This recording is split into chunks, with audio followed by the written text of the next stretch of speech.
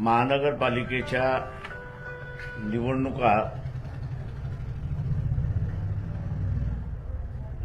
या सुरुवात झालेल्या आहेत।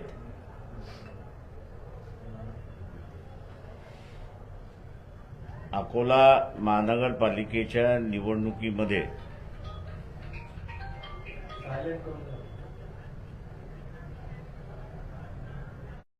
आणि अविकसित शहरामध्ये राहायचं आहे का याचा निर्णय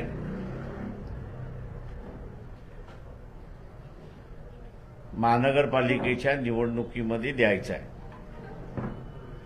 याचं उत्तरदायित्व मी असं मानतो की या शहरातला जो बुद्धिजीवी आहे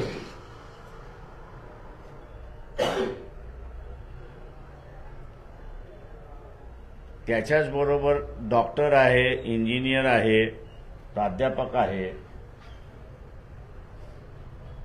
आय लव्ह अकोला असा म्हणणारा वर्ग जो आहे त्याला ह्याचा निर्णय द्यायचा आहे की त्याला घाणीमध्ये राहायचं आहे की विकसित शहरामध्ये राहायचं आहे अशी परिस्थिती आहे। तर सरळ सरळ भारतीय जनता पक्षाला मतदान द्या, कमळाला मतदान द्या। या शहराला विकसित करायचं असेल तर मग विकासाचे मुद्दे काही आहेत हे पहिल्यांदा असताना लक्षात घेतले पाहिजे।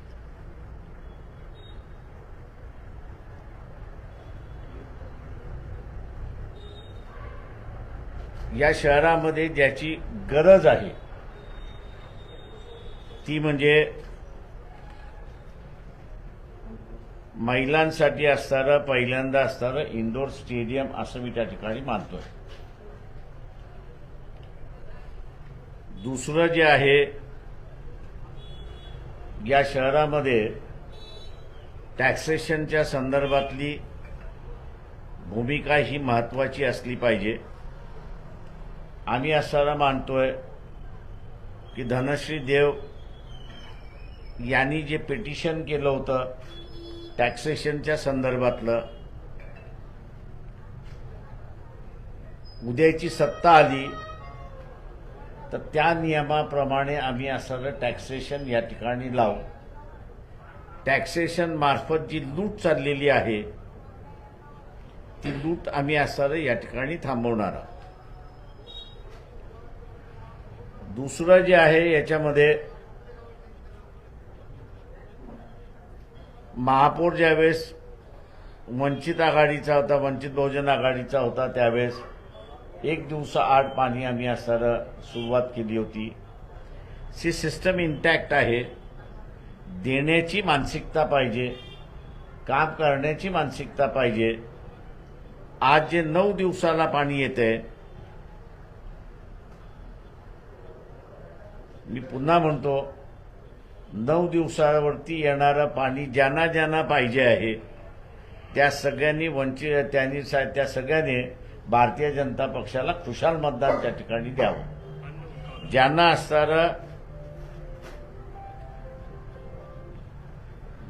असणारं एक दिवसाआड पाणी पाहिजे त्या सगळ्यांनी वंचित बहुजन आघाडीला मतदान करावं हे आम्ही त्यांना म्हणतोय। शहर वाढते आणि त्याच्यामुळे आपण असणारा वाहन धरणाकडे त्या ठिकाणी पाहतो पाणी रिझर्व करण्यासाठी, पण आपल्या बाजूला असणारं जे आहे दगडपाडवा धरण त्याच्याकडे आपण असणारा पाहिलेलं नाही। तर ते दगडपाडवा धरण हे तसं स्टोरेज धरण आहे, तर त्याच्यातलंही पाणी ह्या शहरासाठी रिझर्व करता येतं आणि ते रिझर्व करायचं असेल तर महानगरपालिकेची डिमांड त्या पद्धतीने गेली पाहिजे तर ती रिझर्व होईल अशी परिस्थिती आहे। या शहरामध्ये अगोदर असणारं ओपन थिएटर बांधण्यात आलं होतं, पण आत्ताच्या ह्याच्यामध्ये त्याची ना दुरुस्ती ना डागडुजी त्या ठिकाणी असणारं होते। याला नव्यानं ओपन थिएटरच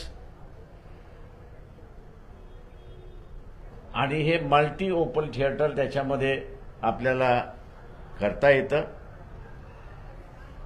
ते करण्याचं आम्ही असं या ठिकाणी म्हणतोय. दुसरं जे आहे त्याच्यामध्ये सगळ्यात महत्त्वाचा प्रश्न आहे आणि शहरं जशी वाढत चालली आहेत ते म्हणजे डम्पिंग, घाण कचरा जो आहे तो डम्पिंग हा जो सगळ्यात मोठा इश्यू आहे. या शहरातले 4 भाग विभाजन केले आणि त्या 4 भागामधला असणारं 4 वेगवेगळे डम्पिंग ग्राउंड्स करण्यात आले. तर प्रक्रिया करण्यासाठी आता असणारं सॉलिड वेस्ट, ज्याला कॉर्पोरेशनचं वेस्ट आहे त्याला सॉलिड वेस्ट म्हणतात, ते सॉलिड वेस्ट एका अर्थाने गोल्ड आहे, सोनं आहे. त्याला कन्वर्ट आतापर्यंत केलं पाहिजे होतं, परंतु भारतीय जनता पक्षाच्या असणाऱ्या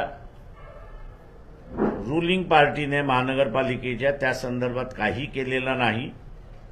तो उलट वारंवार ज्या ठिकाणी डम्पिंग ग्राउंड आता आहे त्या ठिकाणी 2 महिन्यानंतर 3 महिन्यानंतर असणारं उपोषणाला बसतात. कारण का आरोग्य शहराचं बिघडत चाललंय अशी असणारी परिस्थिती आहे. आणि म्हणून याची व्यवस्थितरित्याने ज्याला आपल्याला म्हणता येईल की विल्हेवाट लावणं हे लावता येतं आणि तो आमच्यातला असणारा कार्यक्रम आहे.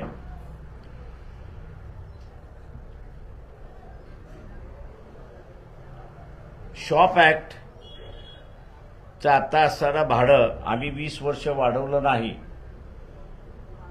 आणि म्हणून एकंदरीत 6,000चं भाडं जे वाढवलेलं आहे या शहराला लागणारा निधी व्यवस्थितरित्याने या सगळ्या गोष्टी पुरवण्यासाठी लागणारा जो निधी आहे त्याचं आम्ही असणारे कॅल्क्युलेशन, त्याचं असणारं एक बजेट आम्ही येत्या काही दिवसामध्ये त्या ठिकाणी सादर करू.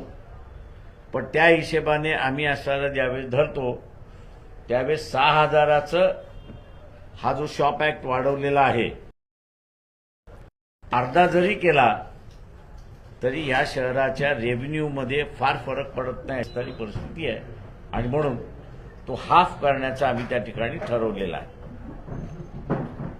आपल्याकडे असणारं एकच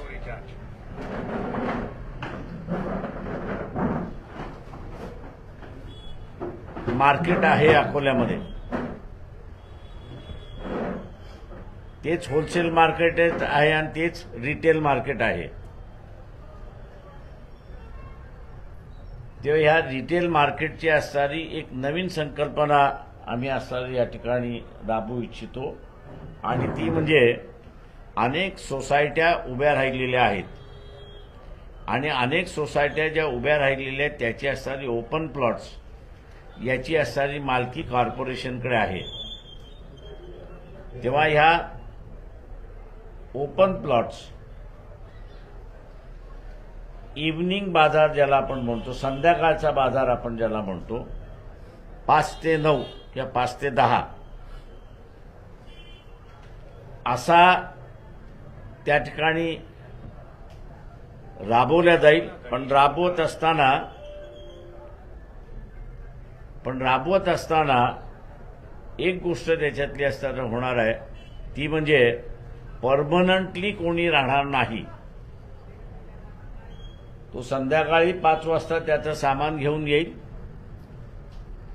आणि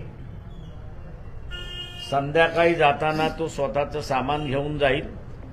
तिथला जो काही कचरा बिचरा होणार आहे तो त्याच ठिकाणी त्यांनीच टाकायचा आहे. ही सिस्टम कुठे चालली असेल कोणाला हे माहिती असेल तर दिल्लीमध्ये दिल्ली हट नावाचा असणारा एक इलाका आहे, म्हणजे दिल्ली हट नावाचा असणारा बाजारपेठ आहे. ती संध्याकाळी ओपन होते. लोक तिथे घेऊन येतात, त्यांना जे काही विकायचे आहे ते विकतात तिथे आणि जाताना आपल्याबरोबर ते सगळं घेऊन जातात आणि ते मोकळं राहतात. दिवसभर ते मोकळं राहतं अशी असणारी परिस्थिती आहे.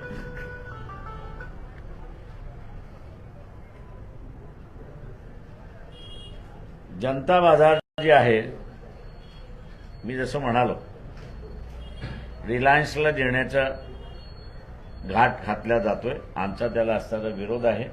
बाजार आहे ते महानगरपालिकेचंच बाजार राहिलं पाहिजे, ते कुठल्याही प्रायव्हेट सेक्टरला जाता कामा नये. तापडिया नगरचा असणारा ब्रिज गेले 9 वर्ष रिंगाळतोय रेल्वेवरचा. त्याचं कंप्लीट करण्याचं असणारं आश्वासन आम्ही असणारं त्या ठिकाणी देतोय.